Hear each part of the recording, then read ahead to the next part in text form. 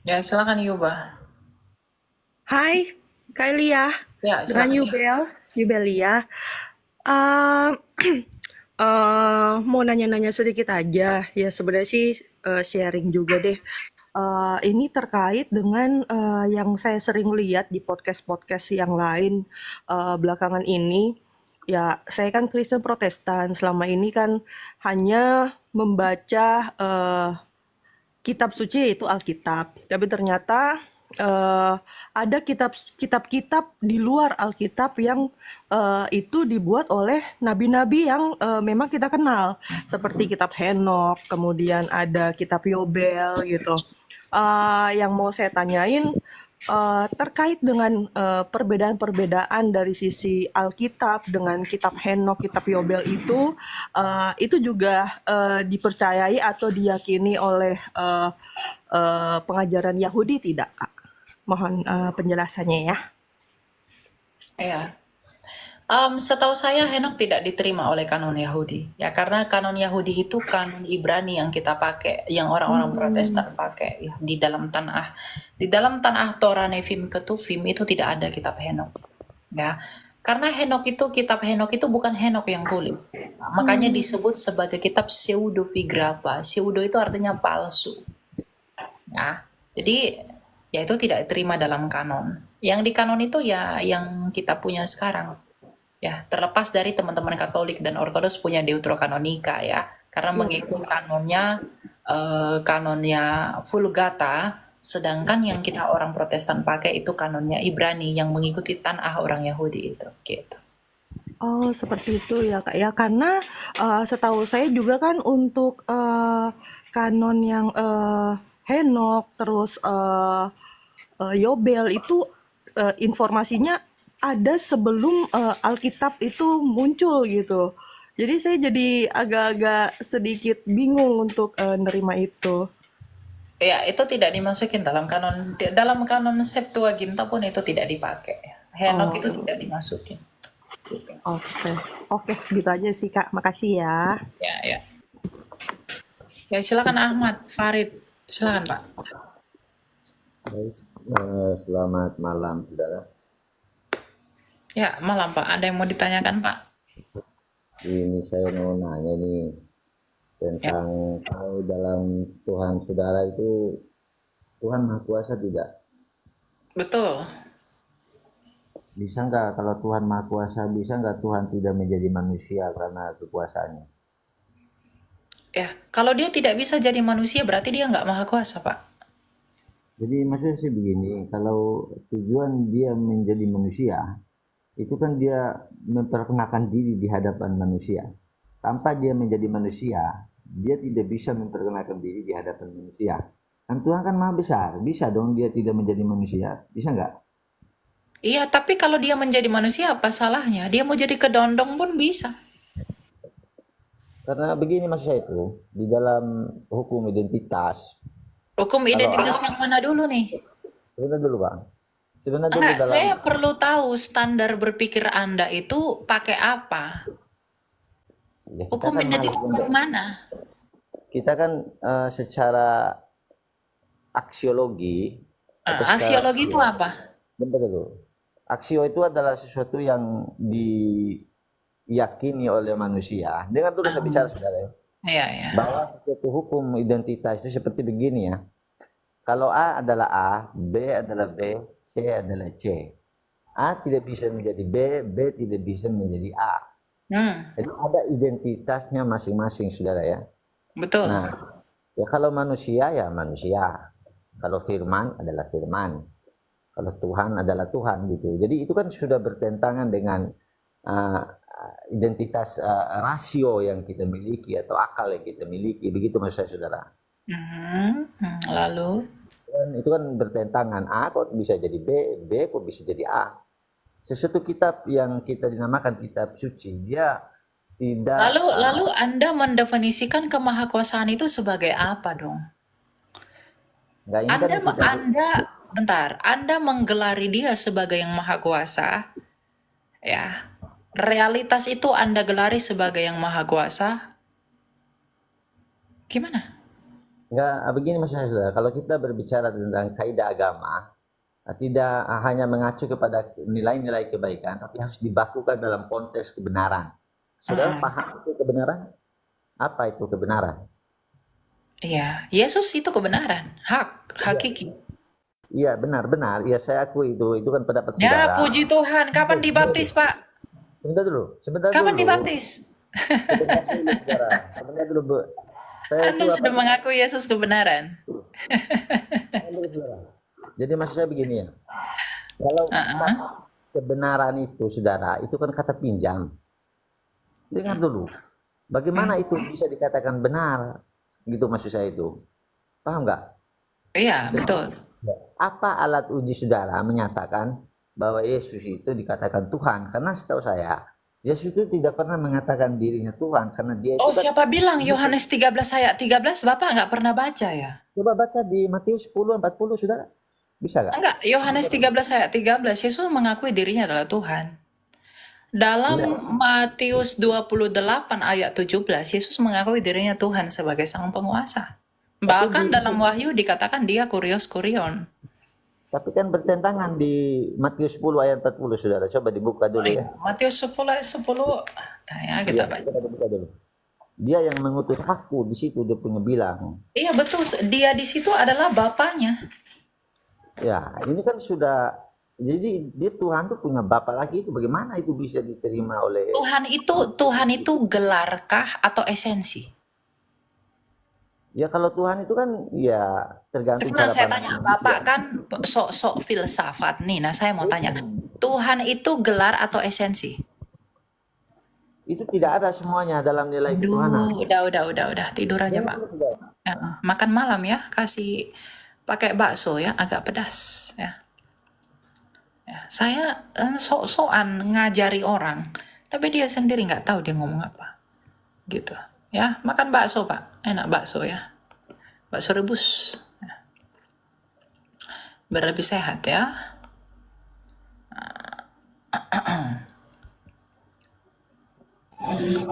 Ya, silakan Petroy. Shalom, Silakan Pak. Ada yang mau tanya Pak? ini nama saya Hendro, saya Kristen Protestan, saudaraku. Ya. Ada yang mau saya tanyakan begini, dengan marak-maraknya sekarang yang dibilang orang-orang di dunia pertiktokan ini menghujat segala macam, menyatakan kebenarannya. Tadi ketika saya mendengar penjelasan dari Mas Elias, saya menilai bahwa Mas Elias itu punya kemampuan, dalam arti apa, pengetahuan gitu.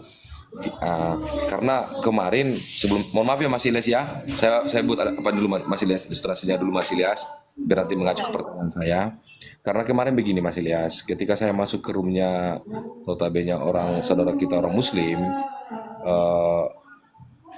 saya tanya ke mereka, apakah ada keuntungan daripada perdebatan ketika kita menyampaikan tentang perbedaan agama itu? Kubilang, ujung-ujungnya saya diserang. Karena setahu saya kan pernah saya dengar di Islam itu dibilang lebih tinggi nilainya adab daripada ilmu, katanya. Artinya apa? Ilmu yang dimiliki seseorang, tapi kalau tidak beradab sama juga, Mas Ilyas. Itu maksud saya, pertanyaan saya begini Mas Ilyas, terlebih kita khusus ke Kristen. Nama saya Elia Pak, bukan Elias. Elia, maaf Elia. Maksud saya Mas Elia gini, pertanyaan saya. Apakah dengan contoh maaf Mas Elia aja contohnya itu.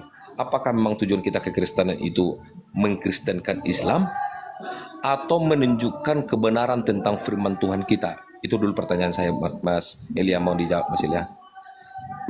Iya, Bapak harus pahami ya bahwa apologetika itu Pak, itu pertanggungjawaban iman.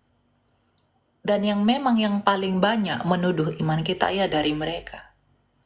Ya mau tidak mau kita harus melakukan counter balik. Jawab tuntas semua tuduhan-tuduhan mereka yang tidak berdasar itu.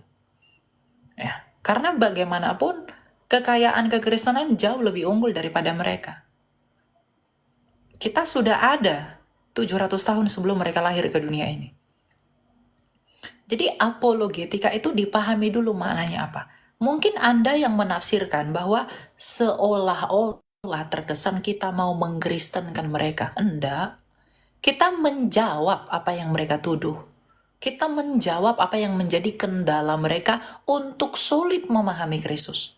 Kita menjawab apa yang membuat mereka tersandung kepada pengertian mengenai Kristus. Jadi tujuan apologetika itu adalah menguduskan Kristus dan karyanya. Ya, bukan membela Tuhan, bukan. Menguduskan Kristus. Ya.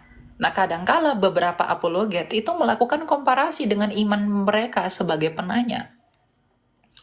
Untuk membawa itu melakukan komparasi dengan iman mereka itu sebagai metode agar mereka sampai. Misalnya nih, ketika Yesus firman Allah, mereka susah memahami, ada firman, ada Bapa, ada Roh Kudus, mana yang bingung. Nah, ketika kita bawa pengantar kepada mereka, mereka percaya kitab suci mereka adalah firman Allah menjadi buku. Maka kita firman Allah menjadi manusia, yaitu Yesus Kristus. Dengan metode yang seperti itu, mereka bisa dapat memahami dengan baik. Meskipun hati nurani mereka tidak akan mau percaya. Kenapa? Karena ya sudah didogma dari dulu. Gitu loh. Jadi kita bukan mau kristenkan mereka.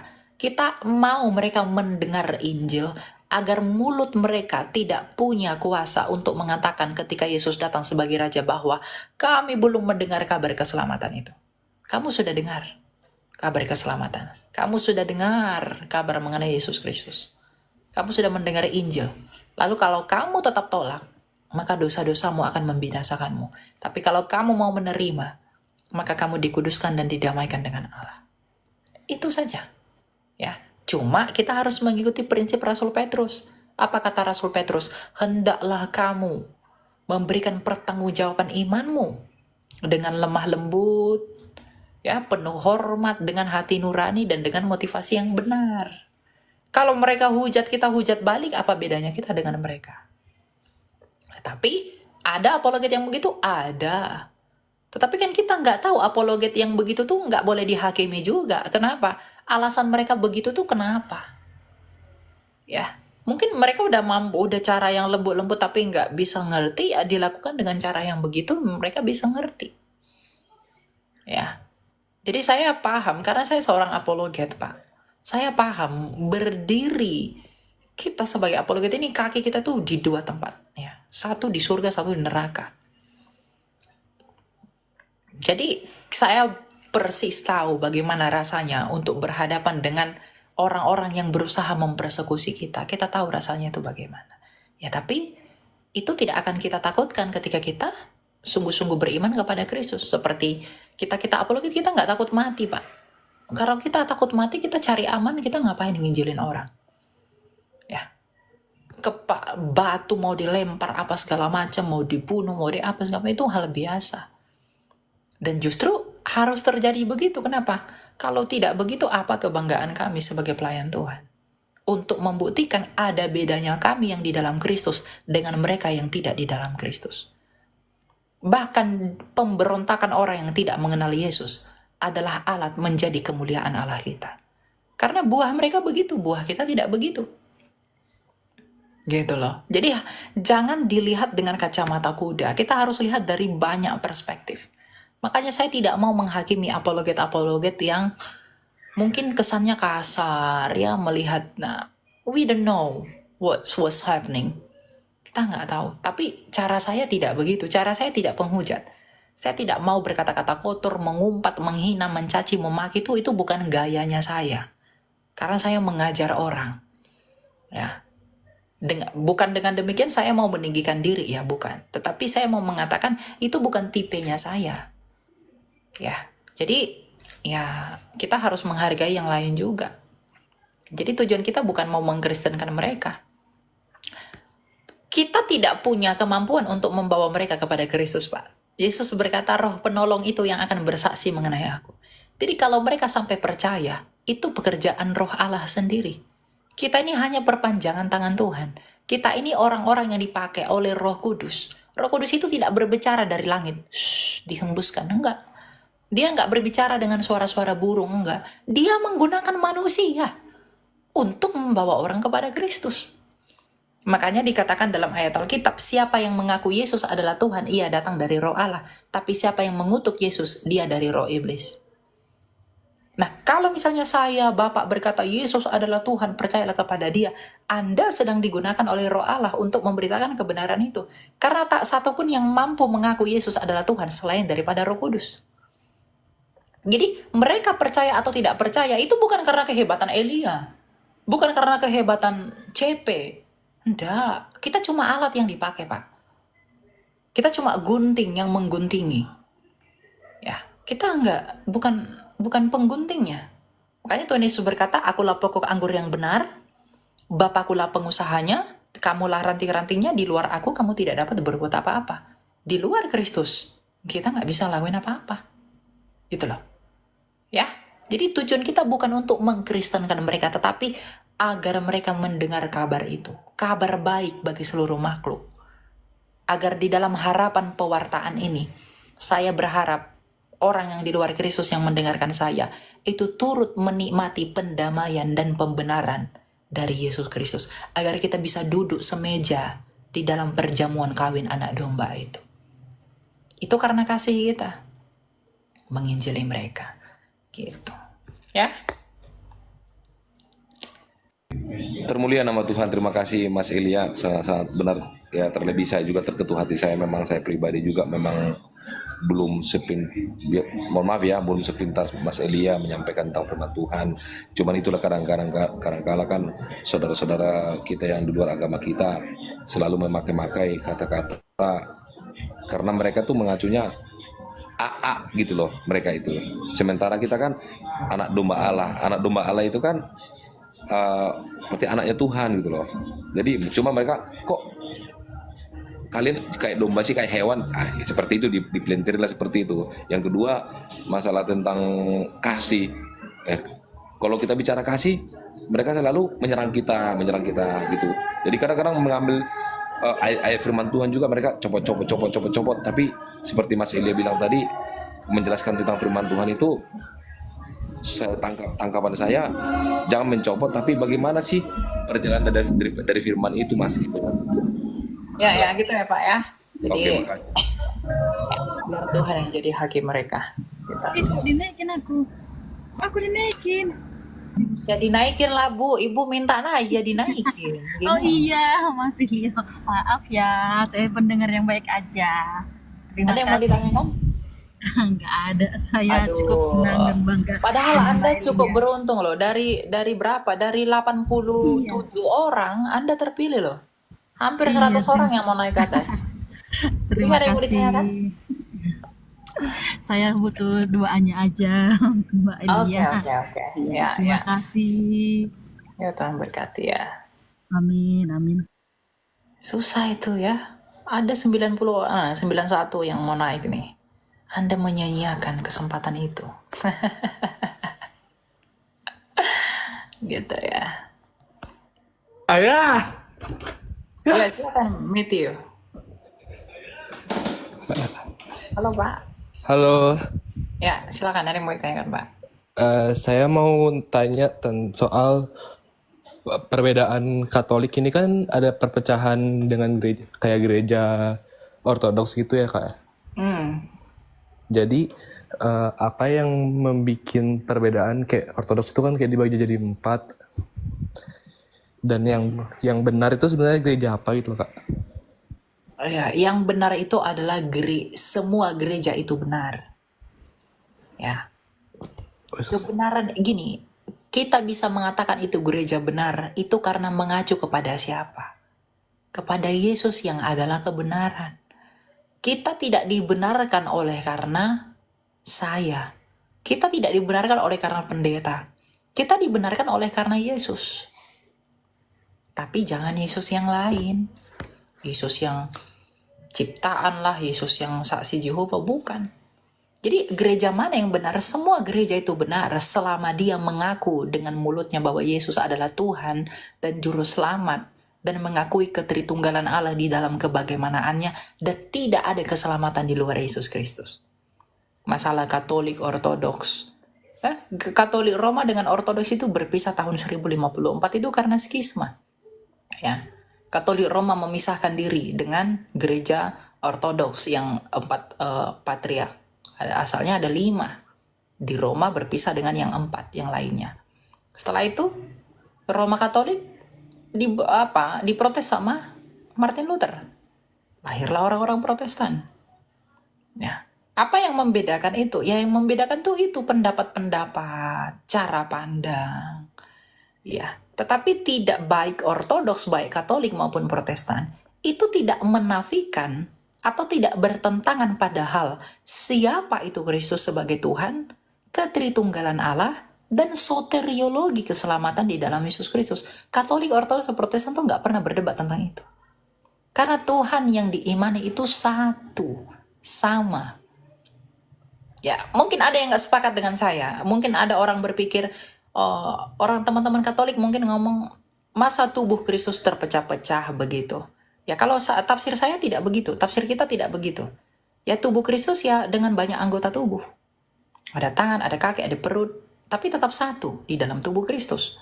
Nah, mungkin orang-orang Katolik bilang, satu tubuh itu ya harus satu di dalam gereja Katolik. Nah, mungkin mereka menafsir begitu. Ortodoks beda lagi cara pandangnya. Ya, kalau hanya berdebat pada lingkungan itu kita nggak akan maju, nggak akan berbuah. Ya, jadi kalau hanya mau memperdebatkan gereja ini, gereja itu, ya saya pikir tidak akan. Makanya saya tidak tertarik dengan perdebatan yang begitu. Jadi mau orang bilang, dia itu Protestan, dia itu bidat apa segala macam, ya nggak apa-apa, urusan Anda. Saya nggak tertarik meladeni yang begitu. Ya, jadi ya bagi saya baik Katolik, makanya saya iman Katolik pun saya bela kalau ada Protestan yang salah paham tentang iman Katolik. Saya bukan orang yang anti Katolik, anti Ortodoks. Ya, ada orang mengatakan, orang Protestan bilang, Bunda Maria itu disembah orang Katolik, itu saya bantah meskipun saya bukan Katolik. Ya, karena memang bukan begitu iman mereka. Karena saya ke TikTok ini bukan membawa gereja, saya membawa Kristus yang dikenal orang Katolik, yang dikenal orang Ortodoks, yang dikenal orang Protestan. Itu saja. Nah, tapi kalau ada yang berusaha memecah-mecah ya silahkan, nggak apa-apa. Saya tidak peduli dengan itu. Tapi visi saya bukan untuk itu. Gitu. Jadi kalau kamu tanya mana gereja paling benar, semua benar kalau di dalam Yesus Kristus. Sebagai Tuhan dan Juru Selamat yang bukan ciptaan, dan mengenal Allah Tritunggal dan mengakui wahyu daripada para rasul. Begitu. Ya, Terima kasih Kak Elia. Tapi saya mau nanya lagi satu Kak, boleh Kak? ya silakan. Eh, di Alkitab kan Tuhan Yesus kasih kunci ke Santo Petrus. Nah dalam pengertian Kepada gereja, 12 rasul, bukan hanya kepada Petrus. Kepada semua rasul. oh, kalau dalam pengertian gereja apostolik, gereja para rasul, gereja yang di Roma itu kan dari Santo Petrus berarti Kak ya? Ya, teman-teman Katolik mengatakan itu dari Petrus. Tapi kalau ditanya ke Ortodoks, Paus pertama di Roma itu bukan Petrus tapi Linus. Nah, itu pun akan bertentangan terus. Adu sejarah. Nanti orang Ortodoks bawa tulisan Eusebius yang mengatakan Linus adalah Paus pertama. Orang Katolik bawa sejarahnya sendiri. Oh, Petrus itu lalu begitu. Kalau sibuk-sibuk begitu perang-perang terus. Oh, ya udah Kak. Ya udah Kak Elia, terima kasih ya Kak. Iya. Selamat malam. Ya kan begitu, akan begitu ujungnya. Jadi makanya saya nggak tertarik yang begitu. Saya pikir, udahlah, kau udah Katolik, kau udah Protestan, udah Ortodoks, hidupilah sesuai dengan yang dituntut hati nuranimu dan imanmu kepada Kristus. Ya, nggak perlulah yang, saya orang Protestan tuh saya sering dibidat-bidati orang. Ya, kamu tuh Protestan, Elia, kamu tuh digabung gereja kita, kamu tuh sesat, kamu tuh tidak selamat, kamu tuh ya nggak apa-apa gitu loh. Terserah kamu ngomong begitu, nggak apa-apa. Bukan kamu yang jadi hakim saya, gitu ya. Jadi perlu diketahui ya posisi saya itu sebagai apa. Saya bukan Romo Katolik, saya bukan pendeta Protestan, saya bukan merahib di Ortodoks. Saya hanya anak kecil yang mau membantu kamu memahami saja, bukan untuk berbuat yang lain-lain. Dan saya pun tidak pernah paksa kamu untuk, wah kamu harus ke Katolik, kamu harus ke Protestan, kamu harus ke... No. Ya, itu bukan visi saya. Visi saya itu bukan membawa gereja, tapi membawa Kristus kepada kamu untuk kamu kenali dan dalami di dalam gerejamu yang sekarang. Gitu. Karena gereja itu bukan gedung atau organisasinya. Gereja itu adalah orangnya. Eklesia itu orangnya. Gitu.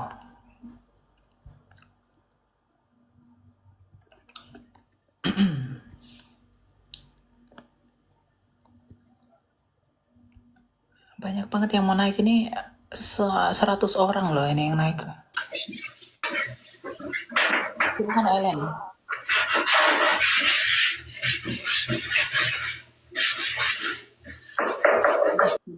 Bu, lagi berperang di mana itu, Bu? Lagi berperang di mana itu?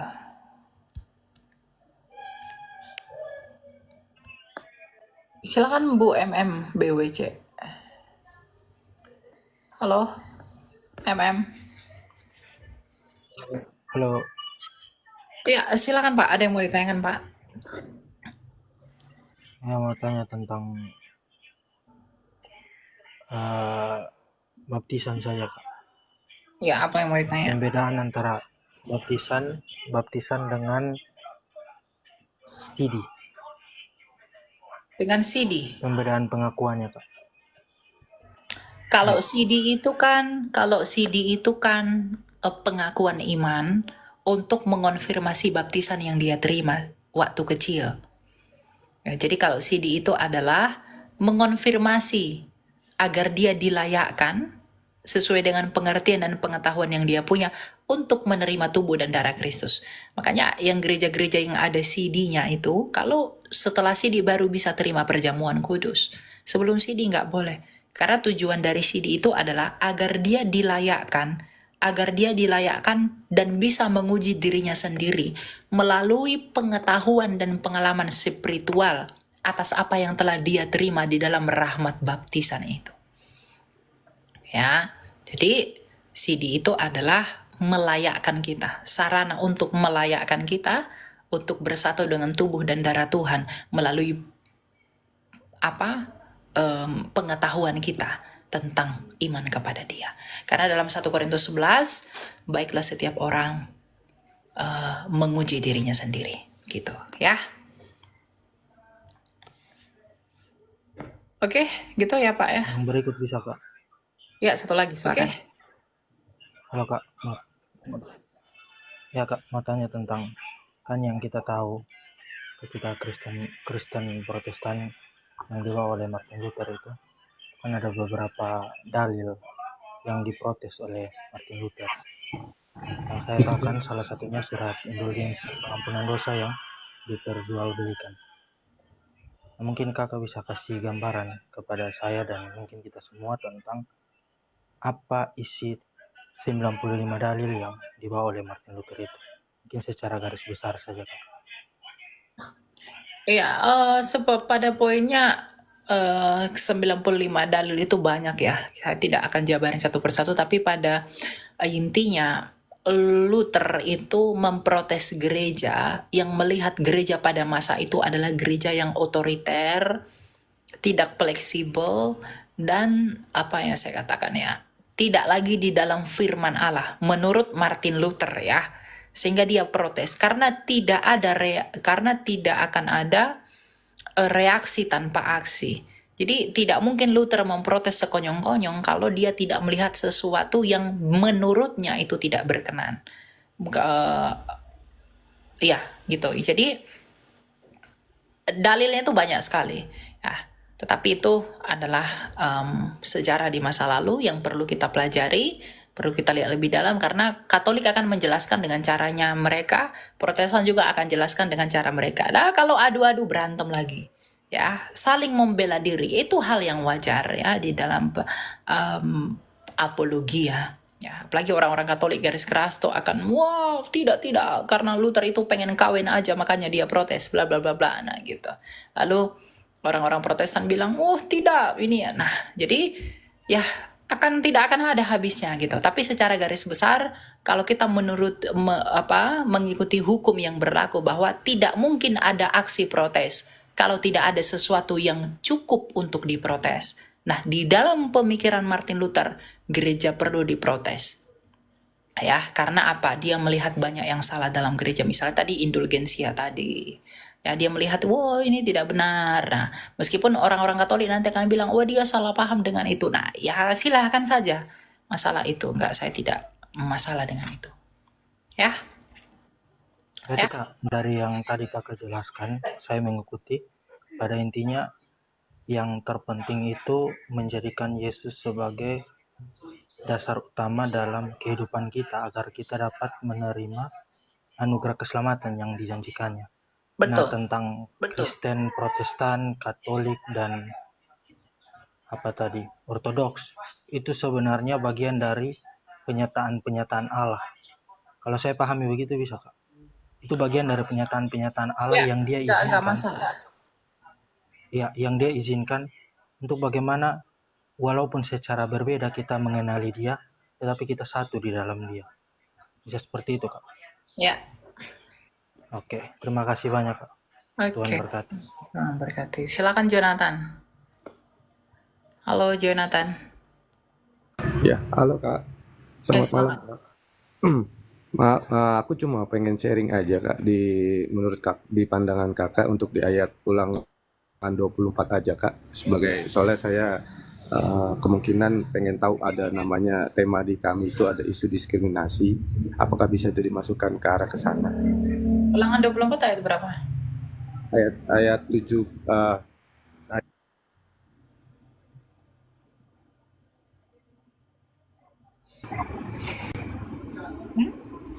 ayat ulangan 24 ayat 17 sampai 18.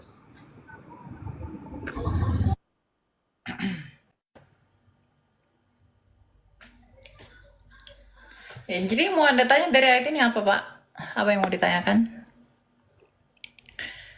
Ya, 24 ayat 17. Janganlah engkau memperkosa hak orang asing dan anak yatim, juga janganlah engkau mengambil pakai seorang janda menjadi gadai. Haruslah kau ingat bahwa engkau pun dahulu budak di Mesir dan engkau ditebus Tuhan Allahmu dari sana. Itulah sebabnya aku memerintahkan engkau melakukan hal ini. Ya, apa yang mau ditanya dari ayat ini? Ini disempurnakan oleh Tuhan Yesus melalui hukum kasih. Kalau kita mengasihi sesama, ya jangan diperkosa haknya mereka. Oh, jadi berarti masih bisa dikategorikan diskriminasi bukan Kak? Ya, yang mendiskriminasi itu nggak boleh. Berarti di ayat tersebutlah yang bisa menceritakan bahwa hak-hak kasih itu ya Kak? Ya, betul. Oh iya cukup itu aja Kak, terima kasih. Oke. Ya. Yesus itu memang Nabi Isa. Elia mengada-ngada Nabi Isa. Siapa itu Nabi Isa? Apakah Nabi Isa itu Dede Isa? Yang tenteng-tenteng Injil itu? Atau siapa?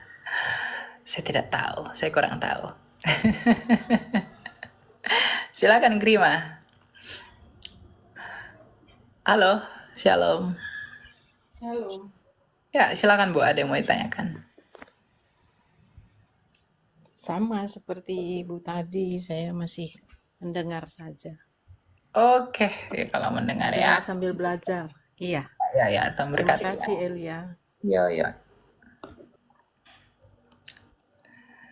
Gitu ya.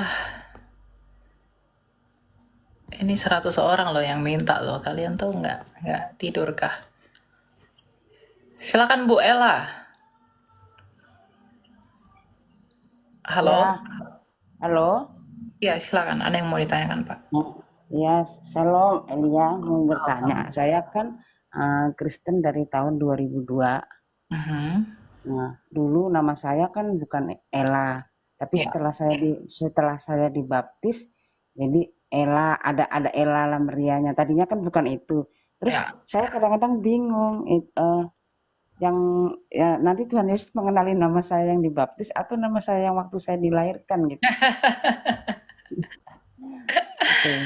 Di Dia akan kenali namamu dan namamu akan ada di dalam kitab kehidupan kalau kamu percaya dia. Mau kamu ubah-ubah namamu Ella, Eli, Elo atau apapun itu tetap akan diterima. Karena dia akan menerimamu melalui imanmu, bukan melalui namamu. Dia bukan Allah yang pikun. Nama Yakub aja berubah jadi Israel. Apakah dia lupa tentang Yakub? Iya. Nah, jadi itu sih saya dari tadi yang mau saya tanyakan. Terus satu lagi, Ya, saya kan dulu Muslim, jadi kalau berdoa itu kan jarang tutup mata ya. Jadi sampai sekarang tuh kadang kebawa. Kalau berdoa kadang terbuka mata, jadi kalau ketutup mata tuh suka pikiran saya ngaco, itu gimana ya? ya, kalau pikirannya ngaco harus difokuskan lah ya. Karena firman Tuhan berkata, Amsal 4 ayat 23, jagalah hatimu dengan segala kewaspadaan karena itu terpancar kehidupan. Jadi Anda harus menjaga hati. Ya, sebelum berdoa ya, itu pikirkan apa yang mau didoakan. Yang membuat tidak fokus itu apa? Apakah Anda punya pergumulan, punya masalah tertentu sehingga membuat Anda tidak fokus gitu. Ya, masalah Anda berdoa secara pribadi kepada Tuhan, Anda sulit berkata-kata, Tuhan tahu apa yang Anda mau maksudkan sebenarnya. Tapi ketika Anda memutuskan untuk bertekuk lutut di hadapannya Dia, ya, kamu sedang menunjukkan kerendahan hatimu sebagai seorang anak. Gitu. Sama seperti anak yang mengadu kepada bapaknya. Demikianlah kita kalau mengadu kepada bapak kita. Dia persis tahu apa yang kita rasa. Ya, makanya Tuhan Yesus berkata, minta sajalah apa yang kamu dalam Yohanes ya. Yesus berkata, minta sajalah apa yang kamu doakan di dalam namaku, maka kamu akan menerimanya. Gitu. Ya. Oh, itu satu lagi ya yang mau kutanyakan. Di rumah saya ini kan ada kakak saya yang masih Muslim, tapi kakak saya itu tidak bisa mendengar, tidak bisa berbicara. Bagaimana cara saya mengenalkannya gitu? Gimana ya? Soalnya saya sering pakai bahasa tubuh kalau ngomong, harus begini gitu. Tapi dia ya maksudnya masih nggak ngerti gitu. Saya gimana cara memperkenalkannya ya? Saya hanya berdoa aja sih, Tuhan. Tolong Tuhan, cuma Tuhan lah yang bisa mengubah. Kalau saya cuma permintaan saya supaya dia bisa diselamatkan seperti saya gitu. Ya, tetap didoakan ya, tetap didoakan, selalu doakan, dan ajar dia bagaimana hidup seperti hidup orang Kristen yang sesungguhnya. Ya, kalau Anda berdoa, ajak dia berdoa seperti Anda, ya, bahwa dia di dalam doa ibu, kalau Anda melipat tangan, ajar dia seperti itu. Anda baca Alkitab, apa yang Anda simpulkan dari Alkitab itu ajar ke dia, beritahu ke dia. Jadi dengan hal-hal yang sederhana itu akan memupuk dia. Gitu. Jadi ya, lakukanlah hal yang seperti kata Rasul Paulus, semua yang baik, semua yang mulia, semua yang sedap didengar, semua yang patut dipuji, lakukanlah semuanya itu. Ya, Tuhan tahu hati kita. Bukan kita yang membawa, tapi kita rindu untuk membawa dia. Ya, karena kita nggak tahu gimana lagi caranya ya. Yang bisa kita lakukan adalah apa? Berbuah agar dia bisa melihat buah-buah kita yang dengan pengertian itu dia juga menganggap kita sama dengan mereka melalui apa yang dia pikirkan di dalam hati nuraninya. Ya, dan terlepas dari semua itu, hati nuraninya akan menjadi hakim atas dia. Roma 2 ayat 11 sampai 16. Baik, terima kasih penjabarannya Elia. Salam, Tuhan Yesus berkati. Semangat ya Bu ya. Itu Ya, kalau terima kasih. ya. Amin, amin. Silakan Envita Tani. Siapa sih namanya? Halo. Halo, shalom kakak. Ya, salam, silakan. Di sini aku mau ada 2 pertanyaan ya. Yang pertama kan gereja-gereja berbeda-beda ya cara ininya, kayak yang tadi kan ada yang peneguhan sidi jemaat sama yang baptis. Kalau misalnya saya dari gereja yang saya baptis dari kecil, terus saya sidi. Kalau misalnya saya mau menikah dengan seseorang dari gereja lain, terus di gereja itu harus dibaptis lagi, itu gimana ya Kak? Ya, tanyakan kepada gereja saja. Kamu akan dibaptis lagi gimana ya? Dan kamu begini, kamu menikah itu kepada orang pasangan yang kamu rasa fit itu untuk jadi pasanganmu, ya? Kamu sudah pikirkan baik-baik nggak? Gitu. Jadi semua itu motivasi. Yang saya katakan tuh semua itu motivasi. Ya, kamu dibaptiskan kembali ketika kamu menikah dengan, misalnya kamu orang Protestan tradisional, tiba-tiba kamu menikah dengan orang karismatik. Nah, orang karismatik nggak bisa berkati kamu. Kenapa? Karena kamu harus dibaptis menurut caranya mereka. Nah, apakah kamu punya iman yang sama dengan mereka? Kalau kamu tidak punya iman yang sama dengan mereka dan hati nuranimu bertentangan dengan itu, jangan paksa dirimu untuk dibaptis. Baptisan itu penerimaan. Jadi kamu itu bukan karena alasan menikah lalu kamu membaptiskan dirimu kembali. Tidak, tapi dengan alasan kebenaran dan pengetahuan kebenaran yang sudah kamu terima. Gitu. Karena kamu dibaptis itu bukan untuk menikah.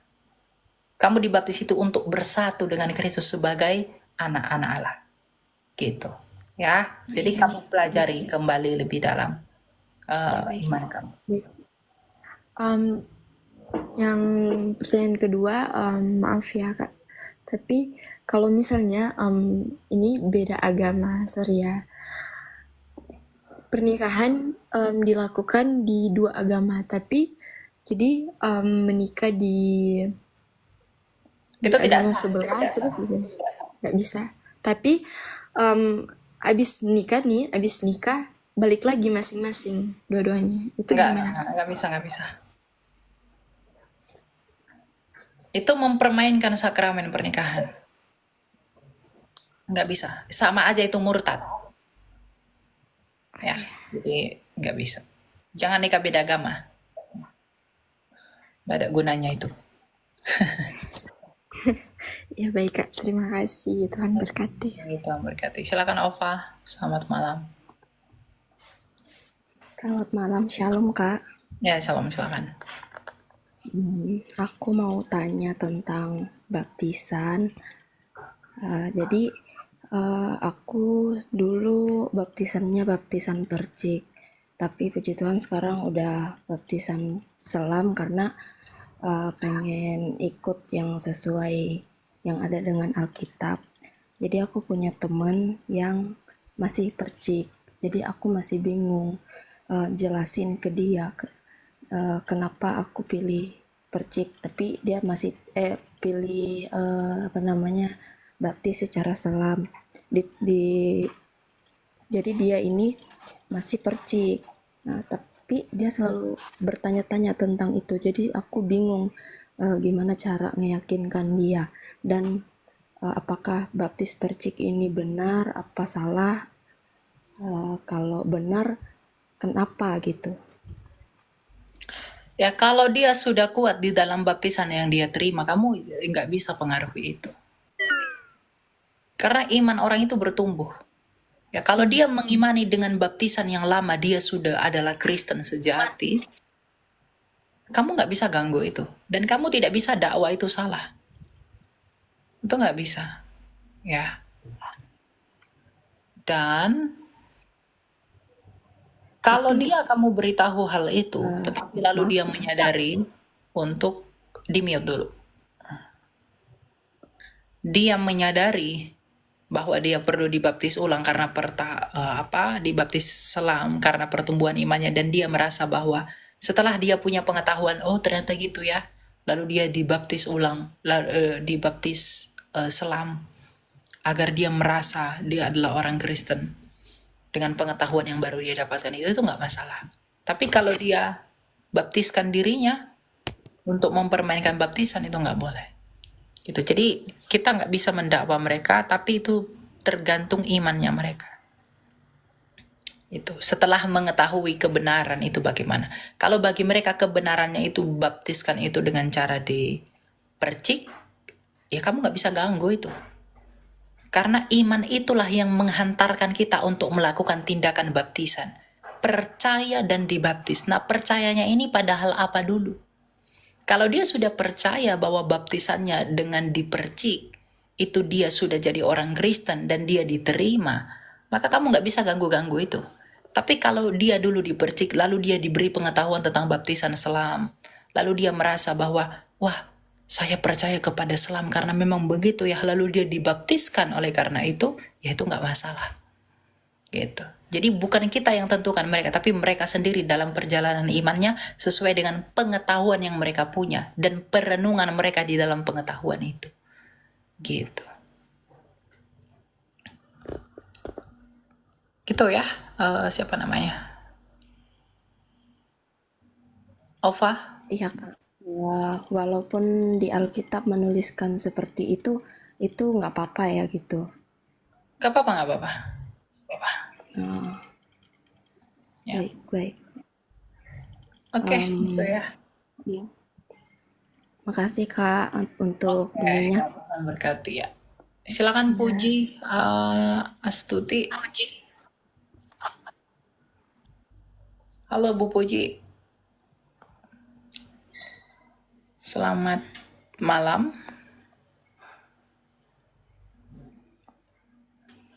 Halo, Iya, halo, silakan Bu, ada yang mau ditanyakan? malam. Saya mau tanya nih, kan saya punya anak laki yang Ya. udah berumah tangga, tapi dia kan eh, ingin bercerai dengan istrinya, dan saya itu menahan surat pernikahannya. Saya menentang perceraian itu.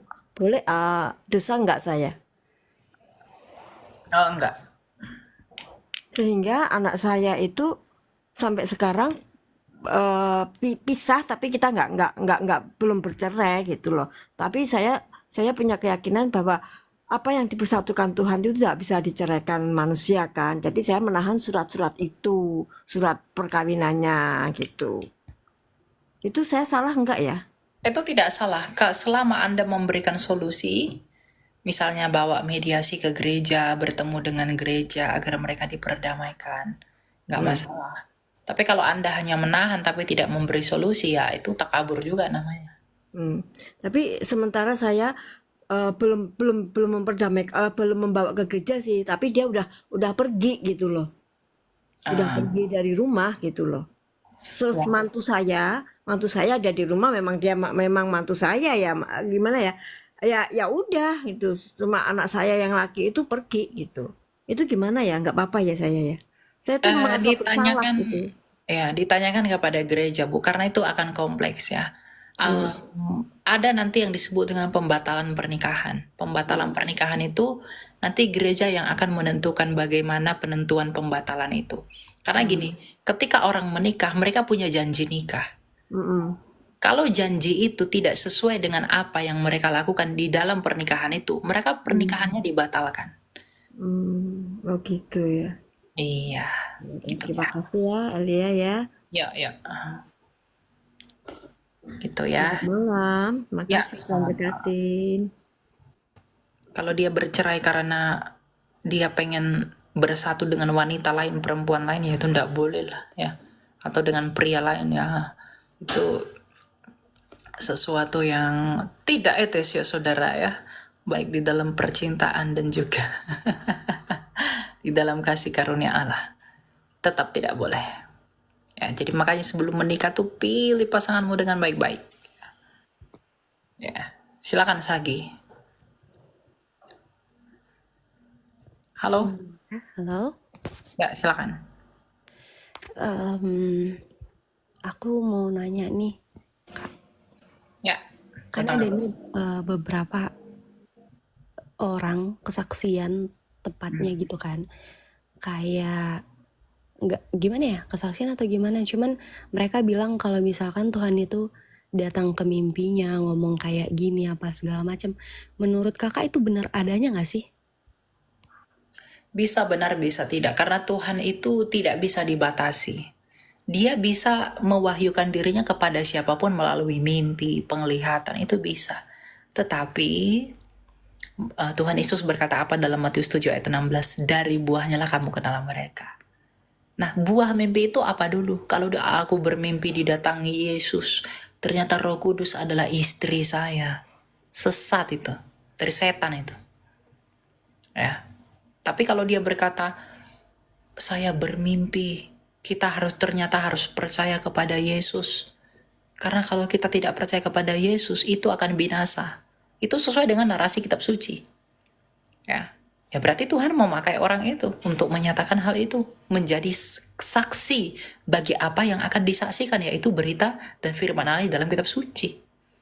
Jadi ujilah segala sesuatu. Itu kata Alkitab. Ya, jadi bukan mentah-mentah menerima begitu saja.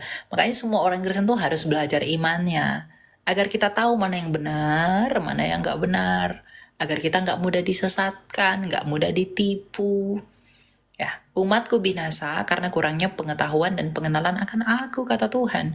Jadi kalau kita nggak punya pengetahuan yang banyak, kita nggak mengenali Dia, ya kita bisa binasa. Makanya hal yang disukai Tuhan apa di dalam Yeremia 9 ayat 24? Ya, mengenali dan memahami bahwa Dialah Tuhan yang penuh dengan belas kasih, keadilan, dan kebenaran.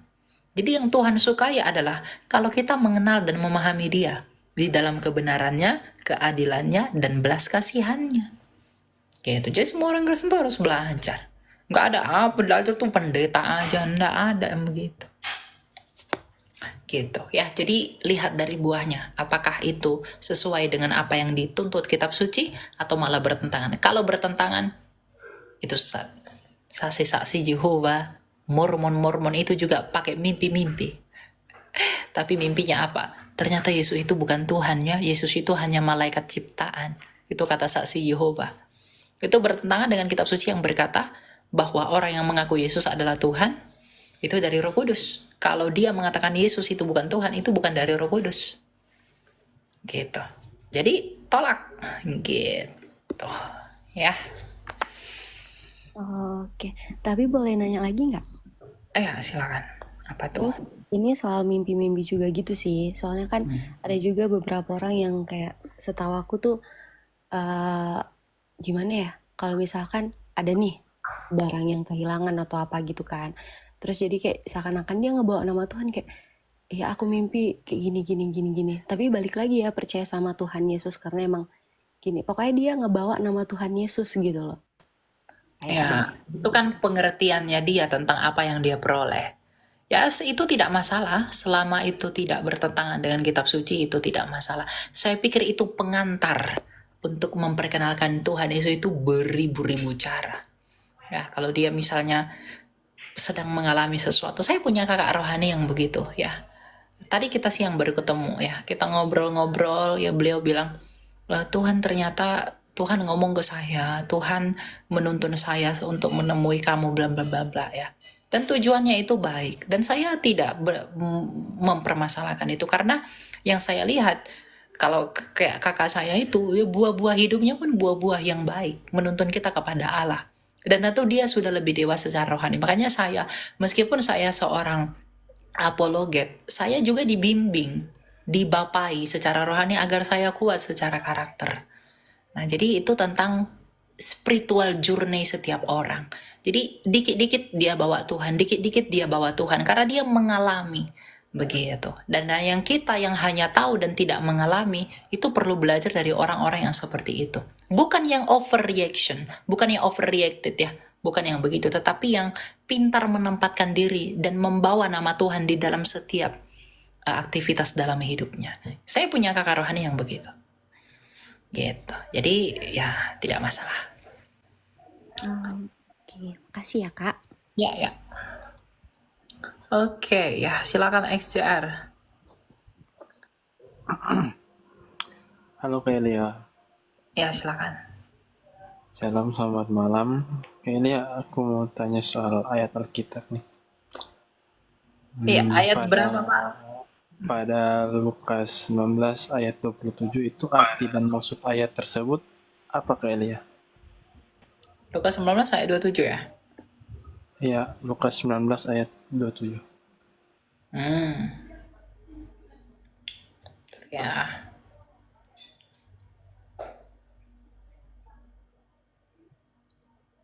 Oke. Akan tetapi semua seteruku ini yang tidak suka aku menjadi rajanya, bawalah mereka kemari dan bunuhlah mereka di depan mataku. Ya, apa yang mau ditanya? Ini perumpamaan tentang uang mina. Ingat ya, perumpamaan. Ini sering digoreng oleh umat abad ke-7 dari semenanjung Arabia sana. Mereka berkata Tuhanmu itu suka bunuh orang. Padahal dalam sejarah tuh, iya. Padahal Tuhan Yesus nggak pernah membunuh siapapun. Tapi apa artinya ya kalau tentang uang mina ini ya? Ya, coba kita lihat ya. Dalam budaya orang Yahudi pada masa itu, satu mina itu kurang lebih sama dengan 3 bulan gajinya orang pada saat itu. Karena uang mina itu adalah timbangan orang Yunani, ya. Jadi hampir sama nilainya dengan 1 dinar di dalam mata uang Roma. Nah, ini konteksnya itu ketika Tuhan Yesus itu datang ke kota Yerusalem. Ya, dan orang-orang di masa itu percaya bahwa kerajaan Allah akan kelihatan. Ya. Dan selama pelayanan Yesus di dalam menyembuhkan, mengajar, bermujizat dan melakukan hal-hal yang ajaib, di samping memberitakan kabar baik, Tuhan Yesus menyembuhkan orang buta, menyembuhkan sakit kusta dan segala macam.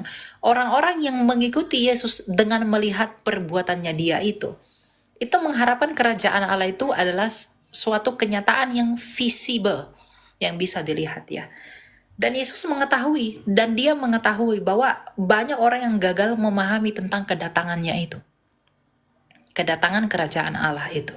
Ya, mereka gagal dan tidak bisa melihat kerajaan Allah seperti yang Tuhan Yesus maksudkan, melainkan seperti yang mereka mau, yang harus dilihat secara visible.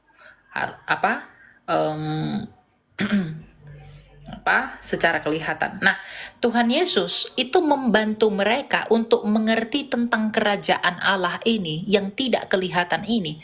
Tuhan Yesus tuh mau membawa orang Yahudi dari pengertian kerajaan Allah yang kelihatan dengan pengertian kerajaan Allah yang tidak kelihatan di dalam dia, itu menggunakan perumpamaan tentang uang mina.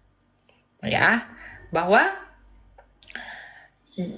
dia menggunakan perumpamaan uang mina itu secara tidak langsung dia bermaksud untuk apa? Untuk merujuk kepada kejadian-kejadian yang pernah terjadi di masa lalu dengan nilai uang tadi. Gitu. Jadi Tuhan Yesus tuh bukan mau berkata, oke, yang tidak mau percaya aku jadi raja, bodohlah mereka. Tidak. Tapi Tuhan Yesus itu sedang menggunakan perumpamaan uang mina agar mengingatkan orang Yahudi tentang peristiwa di masa kelam, pembunuhan, kejadian kejahatan, dan lain-lain, bahwa kerajaan Allah itu bukan tentang itu, tapi tentang apa yang saya bawa ini. Apa itu? Perdamaian. Ya, jadi bukan seperti yang mereka pahami orang-orang di luar Kristen. Gitu ya? Ya, oke Kak. Terima kasih untuk jawabannya. Jadi itu perumpamaan ya. Itu ada sejarahnya. Sejarahnya panjang sekali kalau saya